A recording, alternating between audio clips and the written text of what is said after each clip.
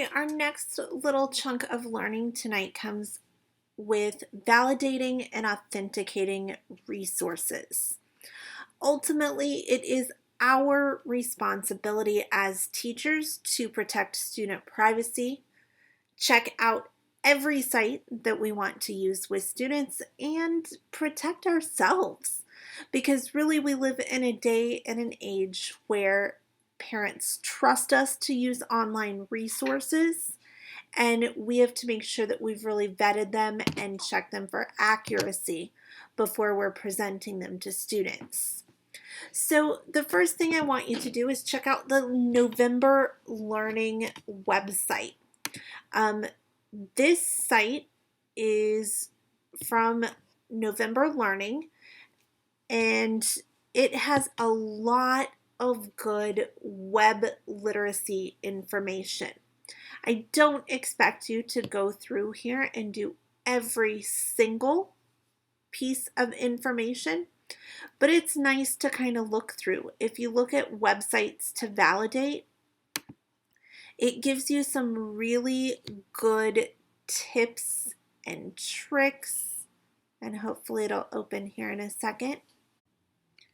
Okay, so this page gives you a lot of different websites that you can go and look and see if they're really valid websites.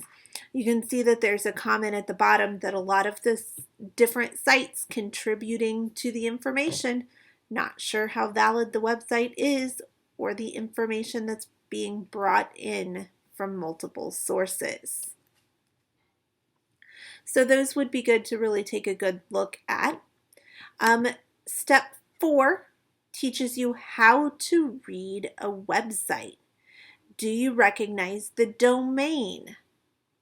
So when you look at it, the domain would be novemberlearning.com is the domain name. And it can really provide you some good clues about what those sites are used for. So if you get a .edu, those are educational organizations. It really goes to help with the validity of a website. It talks about, are you on a personal page? And you can tell that from the URL. Some good comments down at the bottom to look through. You can find the publisher of a website. What is in the history of a website?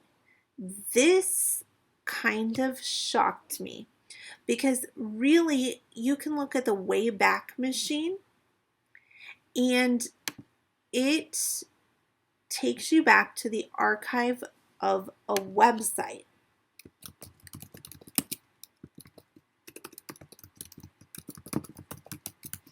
See if it'll do Dr. Kilgore's World here. Nope, it doesn't have a page archived.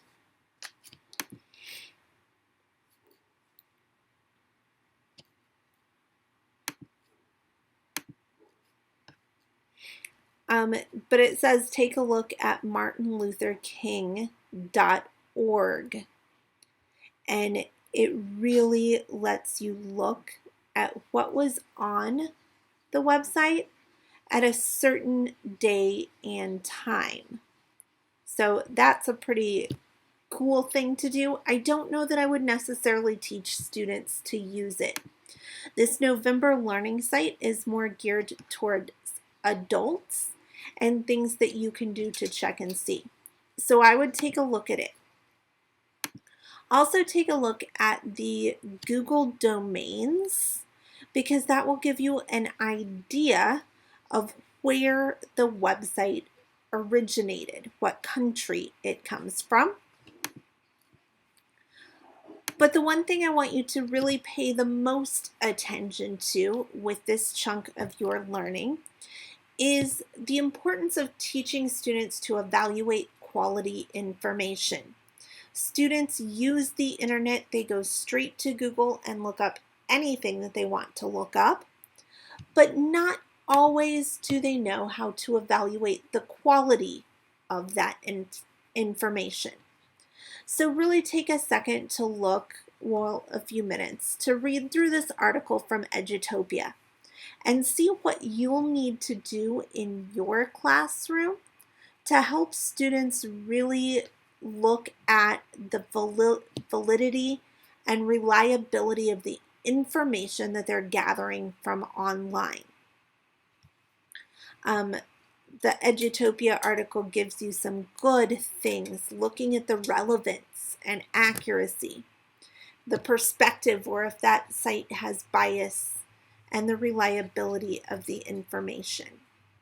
And it gives you some tips for teaching these skills to students, because oftentimes they don't come to us already knowing this information.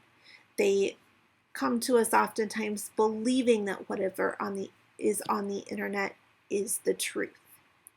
So use that Edutopia article. Look at the information that I've posted from the University of Illinois.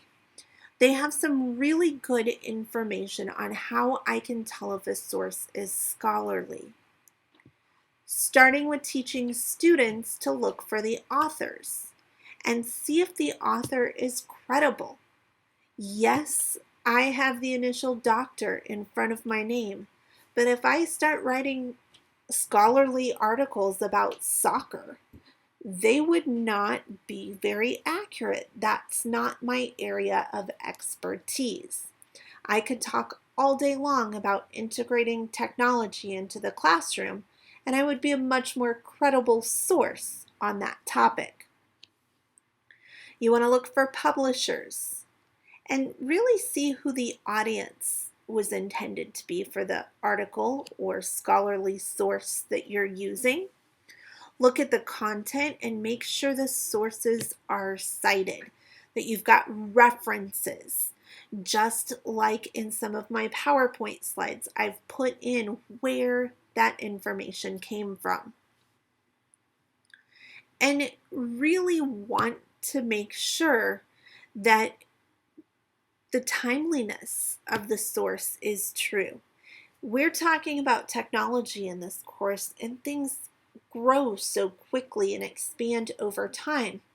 If I'm using information from the 1990s, it's far outdated by today, even though some scholarly technology resources come from as far back as the 90s. This webpage just gives you a lot of good questions to ask to help make sure that you're using the internet in scholarly ways.